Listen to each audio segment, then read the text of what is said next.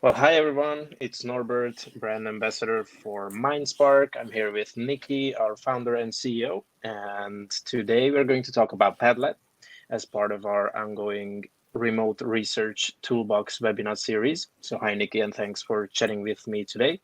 Hello. And I think this is number 6 of this series. We started doing these short and informative videos to showcase some of our favorite tools to conduct remote research. And we've done episodes on Discuss Now, Remesh, Recollective, Miro, and Mentimeter, if I'm not mistaken. So if you're interested in hearing about any of those platforms, be sure to check them out. And today we're going to be discussing Padlet, which is it's a tool that has been around for a while, and lately it's come in handy for us several times for presentations, workshops, and panel discussions. So without further ado, I will pass the mic over to Nikki so she can tell us about her latest experience using this super versatile platform. Cool. Thanks, Norbert. So Padlet is basically a digital canvas, as it says here on the slide, that is really well suited to collaboration. So it was actually designed so that you can do anything. You can drag and drop directly from your desktop onto Padlet, any file type. So you can put videos, you can put audio files, you can put images, text files, etc.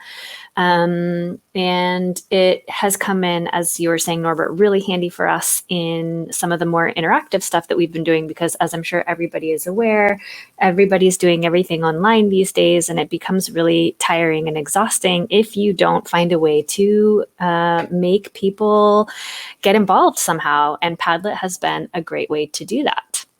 Right. So what's the deal with Padlet? So Padlet is basically a super simple like web interface. And if you think about it as just like a blank canvas, a blank piece of paper, that's really all it is. So you create an account, you get access to a Padlet, you start a Padlet, and it is basically a blank slate. And from there, you can add shapes and text in order to kind of craft how you want things to be laid out.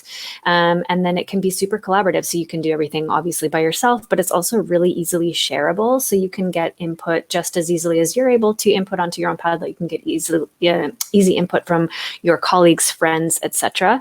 And yeah, as I was saying before, any file type, which is also pretty interesting. So obviously, as you mentioned at the beginning, we have done quite a few of these webinars so far on different platforms, and they all have different purposes. But I would say that the different file types, easy drag and drop option to Padlet is pretty unprecedented and makes it a really cool thing to be using. Right. But originally, as far as I read, Padlet was meant to be used in education, right? Yeah. But it's turned out to be a super useful tool in many different industries and to many different ends. Yeah, no, what's really funny is that when I started using Padlet, I had just kind of known about it through other people that were doing interactive things in sort of like the research world. And it was like by happenstance that people that I knew that were parents were like, oh, my kids use Padlet for school. So I actually had no idea that it was being used for educational purposes until after I started using it for non-educational purposes. Well, educational in a way, arguably. But yeah, so I found out later that actually it was founded in 2008. So as you said, it has been around for a while, and it was specifically founded as an educational tool. And obviously with all of these different ways of combining file types and having this sort of blank canvas, it really sounded like it still does, but for sure in its early days, it really was a super useful tool for educators to help them sort of plan lessons and to involve students in doing different types of things. So I think the fact that it started out as an educational tool is actually a huge asset to Padlet in general, because it makes it so easily transferable to basically any other industry that wants to use it. Right. So we kind of talked about the strengths already, but maybe we can go through this little list here if you have anything to add. Sure. I mean, yeah, the first and foremost strength is that it's super easy to use. I mean, I think you could probably, if your granny knows how to operate a mouse, I mean, she can use Padlet. It's Right. that foolproof. I mean, you can just invite someone to it and they can really just start collaborating with you right away. And yeah, it's basically able to be used really anywhere. So I've mostly used it on my desktop, on my Mac, but I know other people who have been when we use it for workshops and presentations. And then, yeah, obviously the last point is that for sure the fact that you can do any file type is just a really big strength for Padlet in general. So let's go through some of the questions that we've received. What's Padlet best used for? You would say. I would say it's a really good tool to use for kind of co-creation and brainstorming. So if you are, doing a presentation and your presentation is basically you just talking for 20 minutes, have a think to yourself that might not be super exciting for your audience that has been doing a lot of just listening to people and not doing anything else.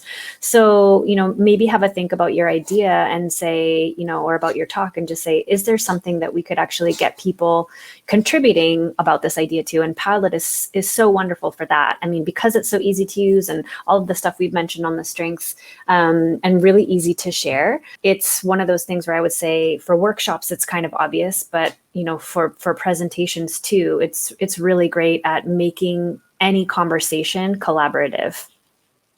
So, for example, people don't have to register. You just share the link, and then they can go on the link, and they can just do whatever you ask them to do, right? Without any complications. Yep, correct. And one of the great things too about Padlet is that you can sort of set up how it looks and feels before you invite people to it. So if you wanted to do, for example, a timeline, you can set up the Padlet so that it looks like a timeline, and it's got, I don't know, a dotted line across the screen in certain different points, and you can say, okay, now fill in this timeline according to, I don't know, what your career path has looked like. And then you get people just putting stuff all over the place, and you get to see how different career paths might look as one example. One of the ways that we have used it the most is when we try to do a lot of workshops where we co-create solutions to things. So it's really easy for someone to sit there and say, here are a list of possible solutions you should try. But, unless you're really fully ingrained in that organization, it's hard for you to know what solutions are possible. So if you actually do co-creation, it's really surprising like what the ideas are that come out of it. So we tend to do a lot of brainstorming. And then what's really helpful is that, we can have people from anywhere, anytime, log in, not log in, but access the Padlet, insert their ideas, and then I can go back in at any time and reorganize those ideas into categories or groups that then make sense for the organization. So I would say, solution co-creation tends to be a really good use of it as well. That's amazing. And is the user experience smooth? Is it intuitive to use? I know we've talked about grandmas using it. Yeah, I would say it's definitely really easy. I will say that you kind of have to keep an eye. I think we're talking about this on the next slide. You kind of have to keep an eye on how many Padlets you have open at any given time. But once you have a Padlet open, not only is it easy to create kind of how you want the information to come in by, like I said, organizing it in advance or adding shapes or colors or etc. But it's also super easy to share. It's really easy to access. And they also have, I would say, one of the most important things for nowadays is they also have really easy ways to translate that content once you're finished with it. So you can turn it into a PDF or you can email around like the finished product, which is really nice because a lot of these tools you end up, having somebody co-create something with you and then you say, well, what do I do with it? And how do I best show people everything that we did here? So Padlet's really great for that as well. So just to make things clear, a Padlet is the digital paper, like you open a document and you put stuff in it, and that's what they call Padlet, just so everyone understands. Yep. And it's a bit unlimited. So it is kind of like opening up a blank document, except imagine that there's no edges to the document. You can keep scrolling on and on and on in any direction, left to right, up or down, etc. Yeah. So is it free to use or is there limitations? Yeah, so it is free. When I was reading about the history of Padlet, I saw when they changed it. It used to be entirely free, and you can have an unlimited number of Padlets at any given time in your dashboard. And then they put a cap on it. So you can have up to 3 Padlets in your dashboard for free. And if you want to have more than 3 Padlets, let's see what else we have here. So how do you embed this tool into your presentation? Do you share a link, or is it interactive? What can you do? What kind of opportunities does it offer? all of the opportunities. So basically, Everything. yes. So basically, anytime you create a Padlet, there is a little share button that's, really easy to find, not hidden, in the upper right-hand side of the screen. And once you click on the share button, you get a load of options. So it will generate a link for you. It will generate a QR code for you. It will generate code that you can add into your blog or to your website. It will generate an email for you. It will generate a line that is shareable on social media. Wow, Yeah, they really thought about everything, right? they really did. Yeah. So I think in terms of shareability, it's really, really simple. Mm-hmm. Well, that's great. Well, the second question we already kind of talked about, Mm-hmm. but maybe we can talk about the second part of the question. How does engagement work? Yeah. So the way that I have tended to do it before is I tend to give people a couple of different ways to participate in a Padlet. So I will usually put a QR code on the screen so that people can access the Padlet via their phones if they don't want to turn away from whatever else is happening on the screen. And at the same time, normally in whatever tool we're using for presentations or workshops, there's usually also a chat function. And I also tend to paste the link in the chat function. So that way, if somebody wants to really participate via their desktop, because maybe they've already got a bunch of great files on there that they want to drag and drop, they can do it via the link. And like you said earlier, you click on the link and you're just in. So everything, when you click that share button for a Padlet, it generates everything that's very unique to that specific Padlet. So no login is required. You click the link, you're automatically in there, and you can actually see real time what other people in the Padlet might be doing as well. So obviously there's like a tiny bit of a lag because technology, but it's not so bad that it's disruptive to the experience. Mm-hmm. Well, that's amazing. Mm-hmm. So the last question, and the $1,000,000 question, because this is always the hardest to answer, right? What's the one favorite thing you have about this particular platform? I think I would say that my favorite thing is kind of the limitlessness of it. So even though you are restricted to having 3 Padlets on the free option, those 3 Padlets that you have access to all the same features that you would have if you upgraded. So there's obviously other tools that we've talked about where you get like one subset of features for the free version and another subset of features for the regular. But with Padlet, it's just the number of Padlets that you can have. And that may be really important to some people. Some people may require 10 Padlets that need to be open at any given time, and that necessitates paying for a subscription. But I think within each Padlet, the fact that you can do everything that you want, you can change themes, you can, like I said, organize how you want the content to come in advance is super useful. And I can't stress that enough for anybody who's considering using Padlet. Because the first couple of times I used Padlet, I didn't do that. I just sort of was like, here's a link. And then people were like, great, and started dumping content in there, which is still useful and you can still work with that.